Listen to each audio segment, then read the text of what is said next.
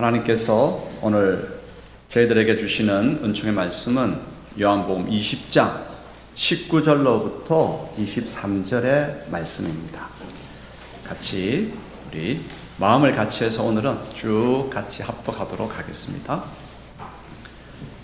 이날 곧 안식 후 첫날 저녁 때에 제 아들이 유대인들을 두려워하여 모인 곳에 문들을 닫았더니 예수께서 오사 가운데 서서 이르시되 너희에게 평강이 있을지어다.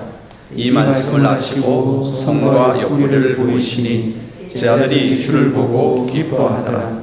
예수께서 또 이르시되 너희에게 평강이 있을지어다. 아버지께서 나를 보내신 것 같이 나도 너희를 보내노라. 이 말씀을 하시고 그들을 향하사 숨을 내쉬며 이르시되 성령을 받으라. 너희가 누구의 죄든지 사하면 사하여 줄 것이요 누구의 죄든지 그대로 두면 그대로 있으리라 하시니라. 아멘.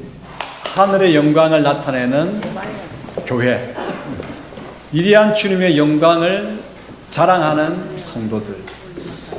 오늘 성령 강림 주일을 맞아서 그러한 놀라운 역사가 우리 가운데 가득하게 되기를 축복합니다.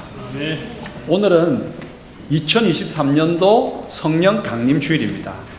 오순절날 마가의 다락방에서 제자들과 성도들이 함께 뜨겁게 기도할 때에 예수님께서 약속하신 성령님이 그들 가운데에 강력하게 임하셨습니다. 그래서 제자들은 담대히 밖에 나가서 예수님께서 구세주이심을 생명 내놓고 전파하기 시작했습니다. 우리 죄를 위해 십자가에서 죽으시고 우리에게 생명 주시기 위해 무덤에서 부활하신 예수 그리스도, 그 예수 그리스도를 담대하게 증언했죠. 수많은 사람들이 이 복음을 듣고 회개하였고 하나님의 백성이 되었습니다. 죄에서 구원받았을 뿐만 아니라 그들의 모든 컴컴한 삶에서 건짐을 받았습니다. 오늘 우리에게도 성령 강림의 역사가 있게 되기를 바랍니다. 성령 강림의 역사로 말미암아서 죽음의 두려움에서 벗어나고 성령님으로 말미암아서 죄와 죽음을 이기고 창조의 새날이 우리 가운데에 가득하게 임하기를 다시 한번 축복합니다. 이러한 성령 강림과 그로 인한 생명의 역사를 소망하면서 한 장면을, 한 곳의 이야기를 떠올려 보기를 원합니다. 예수님께서 십자가에 죽으시고 사흘째 되는 저녁, 두려움 가운데 제자들이 숨어 있었던 곳을 떠올려 보기를 원합니다. 주님께서 죽으시고 사흘째 되는 저녁, 어떤 날입니까? 주님께서 부활하신 날의 저녁입니다. 그때 그곳에서 벌어진 일을 통해 하나님께서 우리에게 어떤 은혜를 베푸시는지, 어떤 음성을 들려주시는지, 자, 귀를 활짝 여시고 경청할 준비 되셨습니까? 자, 그러면 하나님께서 들려주시는 그 하늘의 음성을 경청하십시다. 하나님께서 우리에게 말씀하십니다. 우리 인생은 대단한 것 같아도 모두가 다 두려움 때문에 문들을 닫고 있는 인생이다 말씀하십니다. 요한복음 20장 19절의 앞부분을 읽어보겠습니다. 이날 곧 안식 후 첫날 저녁 때에 제자들이 유대인들을 두려워하여 모인 곳에 문들을 닫았더니, 제자들은 그들이 함께 모여 있는 곳에 문을 닫았습니다. 자, 여러분, 제가 방금 이 말 했는데 문을 닫았다. 맞습니까? 틀립니까? 좀 맞다고 이야기해 보시기 바랍니다. 맞죠? 감사합니다. 틀렸습니다. 근데 웃지 마시기 바랍니다. 순종하는 게 복입니다. 오늘 은혜가 크게 임하는 분들은 맞습니다라고 응답하신 분이 놀라 하늘의 은혜가 있을 겁니다. 문을 닫았습니다. 는 틀렸습니다. 문틀을 닫았습니다. 왜요? 자신들도 붙들려가지고 예수님처럼 죽음을 당할까봐 두려워서 현관을 닫았습니다. 그리고 창문들도 이곳저곳 난 모든 창문들도 다 닫았습니다. 문들을 걸어 잠갔습니다. 왜 그랬을까요? 겁에 질렸기 때문입니다. 두려움에 사로잡히면 문들을 꼭꼭 걸어 잠굽니다. 지금 우리도 문들을 꼭꼭 걸어 잠굽니다. 여러분, 힘차게 청년 창업을 했습니다. 그런데 경기가 어려워지고 이러니까 이 창업한 결과가, 이 사업이 어떻게 될까 두렵습니다. 열심히 취업 준비하고 있습니다. 시험 결과가 두렵습니다. 형제들과 친구들은 만날 때마다 사업 잘 돼가고 있어? 시험 준비 잘 돼가고 있어? 그렇게 힘내라고 격려의 말을 하지만 오히려 그것이 더 큰 부담입니다. 그래서 문들을 닫습니다. 은혜를 받고 신학의 성숙을 이루어 가다가 그만 지금은 의심이 생겼습니다. 예배는 참석했지만 드리는 예배는 몸이 건조합니다. 너무나 예배는 메마릅니다. 여러 주일 예배에 참석하지 않으니까 믿음의 친구들이 전화를 합니다. 격려하기 위해서. 하지만 믿음의 어둠의 터널이 있습니다. 살아가다 보면 어두운 믿음의 터널을 지날 때가 있습니다. 그때는요, 위로 전화 아무런 도움이 안 됩니다. 그래서 전화를 차단합니다. 인생의 내일이 두렵고, 그런데다가 함부로 사람들은 말하기 좋아하잖아요. 교회조차도 한두 명이 하는 그 함부로 말하는 것 때문에 상처받고 싶지 않아서 집들의 문들을 닫고 마음의 문들도 닫습니다. 귀도 닫고, 입도 닫고 마음도 다 닫아버립니다. 발걸음도 멈춥니다. 여러분, 이제 우리가 동감되는 것은 은둔형 외톨이의 심정이 이해가 됩니다. 2019년 일본이 발표한 히키코모리, 은둔형 외톨이의 숫자가 천년층이 40만 명으로 보고하고 있습니다. 40세에서 64세까지의 중장년이 오히려 청년들보다 더 많은 거예요. 61만 명으로 보고를 했습니다. 그래서 전 연령대에 일본의 2019년 통계가, 히키코모리가 100만 명 이상으로 추정을 하고 있습니다. 우리나라는 어떨까요? 우리나라는 정확한 통계가 안 나오고 있어요. 2019년에 한국 청소년 3당원이 추정해서 내놓은 것이 뭐냐? 30만 명에서 50만 명 정도가 아닐까 하는데, 이거보다 숫자가 더 많을 것이고, 코로나 기간을 지나면서 더 많은 은둔형 외톨이는 증가되었을 것입니다. 그들은 문을 걸어 잠그고 있습니다. 나는 어떨까요? 우리는 어떻습니까? 나에게도 두려움이 있고 우리도 겁에 질려 있습니다. 그 까닭은 각자마다 다르고 형평마다 다 다릅니다만 여러 가지 이유로 인해서 두려움이 생겨서 집 안에 들어가 있습니다. 그리고 지금 문들을 꼭꼭 빗장을 채우고 있습니다. 이것이 우리들입니다. 하나님께서 우리의 모습을 보여주십니다. 두 번째 메시지입니다. 평강을 선포하기 위해서 예수님께서 오셨다라고 말씀하십니다. 요한복음 20장 19절 읽겠습니다. 이날 곧 안식 후 첫날 저녁 때에 제자들이 유대인들을 두려워하여 모인 곳에 문들을 닫았더니 예수께서 오사 가운데 서서 이르시되 너희에게 평강이 있을지어다. 아멘. 기독교의 특징을 보여주는 핵심 단어 중 하나가 평강, 샬롬. 히브리어로는 샬롬, 헬라어로는 에이레네. 평강, 평화, 화평. 이랬습니다. 문들을 닫고 숨어있던 제자들에게 부활하신 예수님께서 찾아오셨습니다. 지금 이 시각이 어느 때입니까? 부활하신 날의 저녁입니다. 안식 후 첫날 저녁 때에. 부활의 소식은 들었습니다. 그러나 여전히 의심은 가시지 않습니다. 과연 부활하셨을까? 두려움이 한가득입니다. 괜히 발각이 되면 예수님을 따랐다고 하는 그 제목에 그게 씌워져서 어떻게 될지 모르는 두려움이 가득합니다. 예수님께서 그 제자들의 형편을, 마음 상태를 다 아시기 때문에 그들 가운데에 찾아오셨습니다. 첫 말씀이 무엇이었습니까? 샬롬, 에렌의 힘이 너희에게 평강이 있을지어다 말씀하십니다. 주님의 이 말씀은 평범한 인사말이 아닙니다. 잘 지냈어? 라고 하는 말이 아닙니다. 여러분, 안녕하십니까? 이런 말이 아니죠.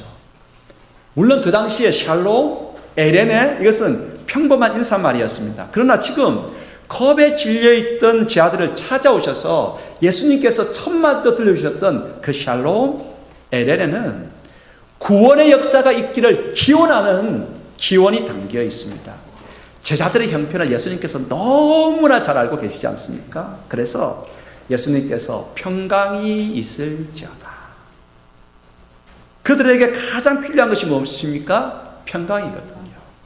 우리에게도 여전히 가장 필요한 것이 뭡니까? 평강이거든요. 하나님께서 주시는 평안, 화평이 우리에게 가장 필요합니다. 평강이 있을지어다. 이 인사말에는 여러 가지 뜻이 담겨 있습니다. 세상에서 당하는 모든 환난과 고통을 이겨낼 것이라고 하는 구원의 선포입니다.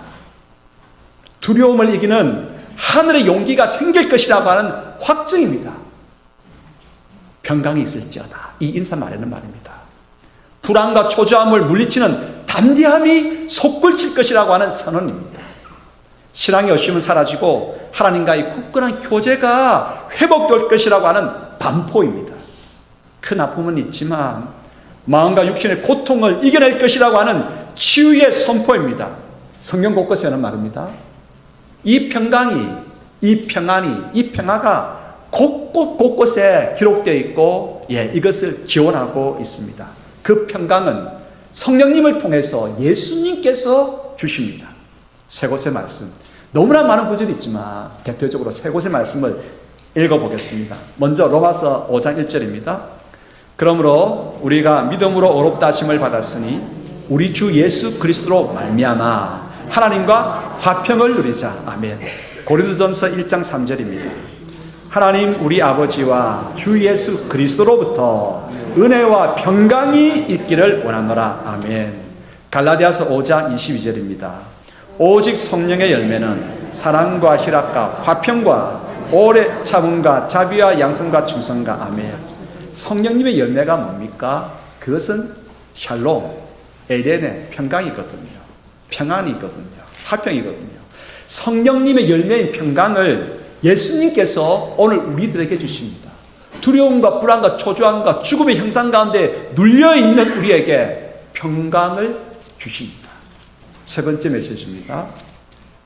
우리에게 평강을 주시기 위해서 예수님께서 고난을 당하셨습니다. 오늘 우리는 우리를 위해서 고난 당하신 예수님의 고난의 흔적을 보아야 합니다. 요한복음 20장 20절 같이 읽겠습니다. 이 말씀을 하시고 손과 옆구리를 보이시니 제자들이 주를 보고 기뻐하더라. 아멘. 예수님께서 찾아오셔가지고 평강이 있을지어다 말씀하신 다음에 주님의 양손을 보여주셨습니다. 그 옆구리를 보여주셨습니다. 손에는 구멍난 고초의 못자국이 선명합니다. 옆구리에는 속이 보이도록 뚫린 고통의 잔자국이 여전합니다. 제자들이 그 고통의 흔적을 보면서 처음에 움직였죠. 그런데 그 손과 옆구리에 여전히 크게 뚫린 채 남아있는 고통의 그 흔적들을 보면 때에 제자들에게는 놀란 일이 벌어졌습니다. 그 고통의 흔적들, 그것이 그들에게 용기를 주었습니다. 위로를 주었습니다. 담대함을 주었습니다. 약속에 대한 확신을 불러일으켰습니다. 그 흔적들은 제자들을 위해서, 믿음의 공동체를 위해서, 그리고 믿음으로 초청받은 모든 사람들에게 예수님께서 죽으시고 부활하시는 말미암아서 우리 모두의 주님이 되심을 보여주는 증거가 그 흔적입니다. 그래서 제자들에게 그 흔적을 보면서 어떤 큰 하늘의 기쁨을 체험하게 되었고요, 놀라운 평강이 제자들 가운데에 자리하기 시작했습니다. 이 기쁨과 평강은 성령님을 통해서 예수님께서 주십니다.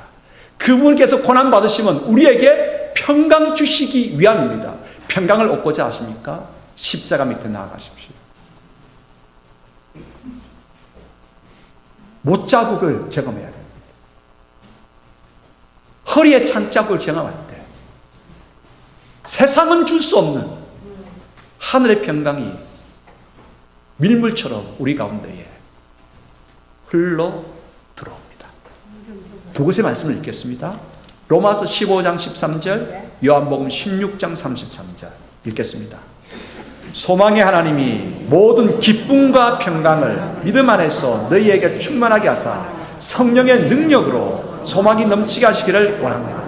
기쁨과 평강이 성령을 통해서 예수님께서 주시는 것입니다. 요한복음 16장 33절 읽습니다.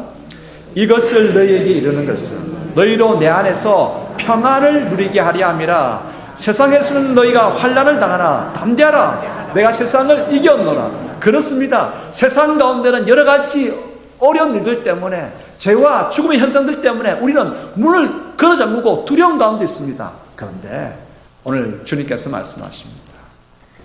세상 가운데서 너희가 환난을 당하고 두려움 가운데 있지만 담대하라. 내가 너희에게 평강을 주노라 말씀하십니다. 이 평강 누려가기를 축복합니다. 이제 네 번째 메시지입니다. 오늘 호산나 찬양대가 성령 강림 주일을 맞아서 딱 절기에 맞는 귀한 찬양을 했습니다. 예. 그래서 모르긴 해도 오늘 찬양대는 이 메시지가 더 깊이 다가올 거예요. 오늘 그 찬양을 듣는 우리 모두는 더 이 사명이 불타게 될 줄 믿습니다. 네 번째 메시지가 이것입니다. 사명을 주시면서 성령을 받으라 예수님께서 선포하십니다. 사명을 주시면서 성령을 받으라 예수님께서 말씀하십니다. 두려움 가운데 있었지만 이제 기쁨과 평강이 제자들에게 생겼습니다. 예수님께서 찾아오심으로 그 제자들에게 예수님은 사명을 주십니다. 어떤 사명을 주시는가? 이 땅에 죄와 죽음의 현상과 악의 영들로 말미암아서 겁먹고 절망하면서 문을 닫고 있는 영혼들을 찾아가서 평강을 선포하라고 말씀하십니다. 그 사명을 주십니다. 찾아가라. 보냄을 받는 것입니다. 가서 그들을 살리고 평강을 선포하고 생명을 주라고 말씀하십니다. 사명을 받아서 보냄을 받는 사람들을 뭐라고 하냐면 사도라고 그럽니다. 아포스톨로스. 하나님께로부터 사명을 받는 사람이 바로 사도입니다. 역사적으로 보면 예수님께로부터 이 죽어가는 사람들, 절망 가운데 있는 사람들, 문을 닫고 있는 사람들을 찾아가서 평강을 전하도록, 생명을 전하도록 부름받은 역사적인 12사도가 있습니다. 그렇죠?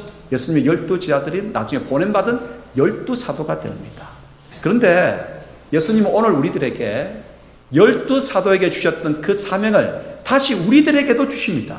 그렇다고 한다면 사명을 위해서 보냄을 받았다라고 하는 이 측면에서 따지고 보면 우리 모두는 뭡니까? 사도인 것입니다.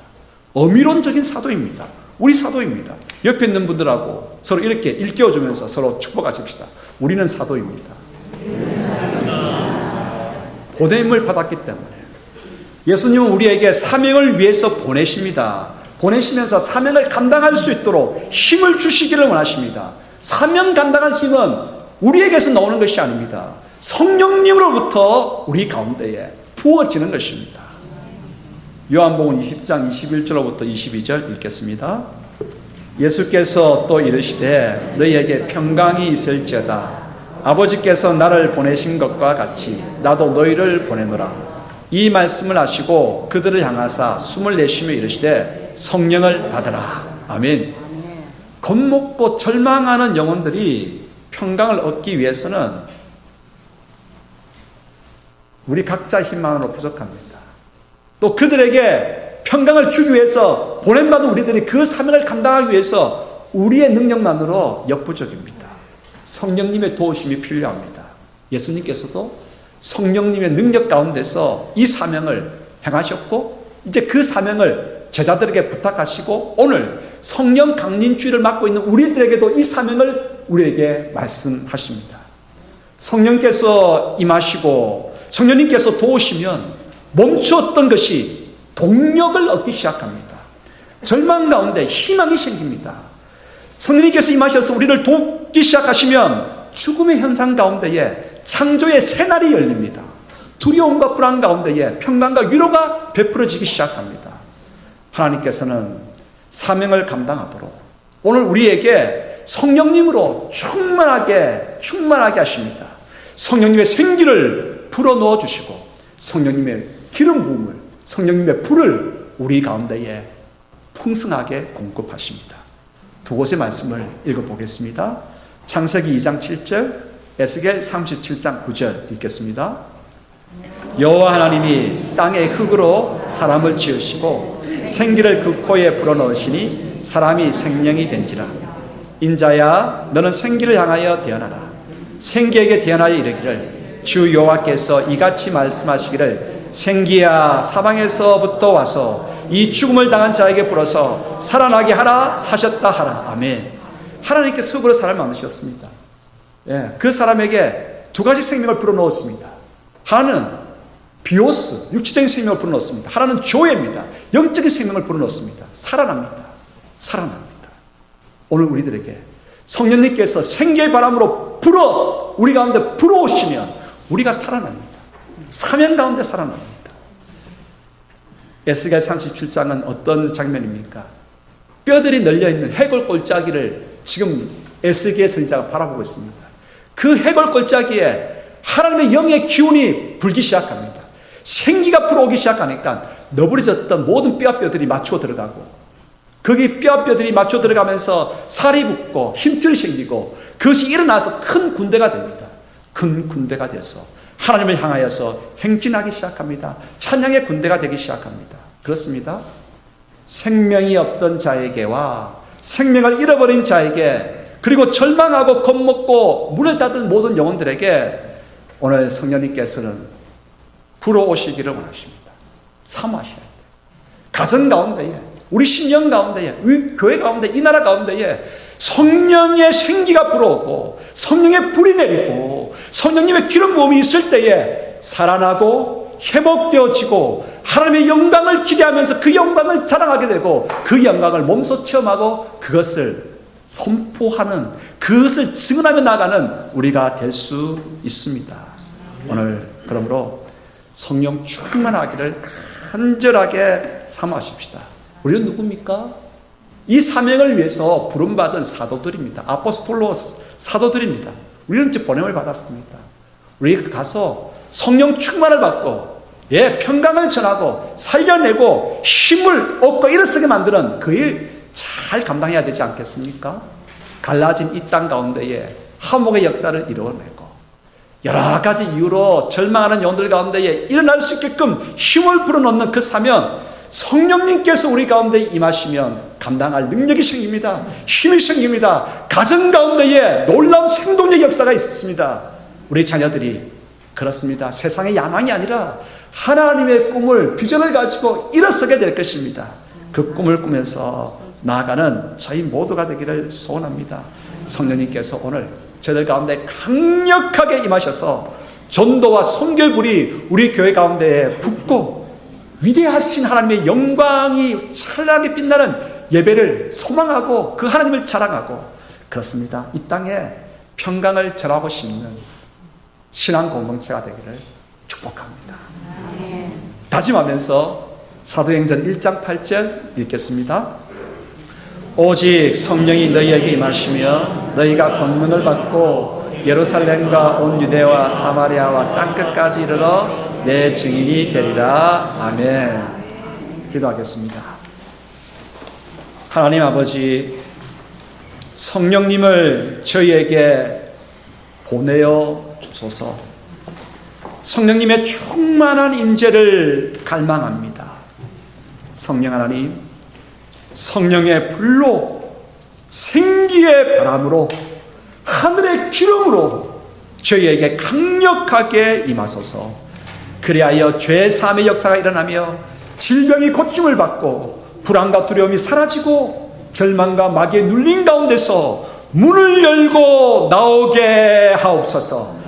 모든 이들을 찾아가서 그들에게 이 은총을 우리만 누리는 것이 아니라 이 놀라운 생명의 역사를 주님 선포하고 흘려보내는 사도로의 사명을 감당하게 하옵소서. 오늘 이곳에 성령의 불을, 성령님의 기름 부으심을 가득히 충만히 허락하옵소서. 예수님의 이름으로 기도합니다. 아멘.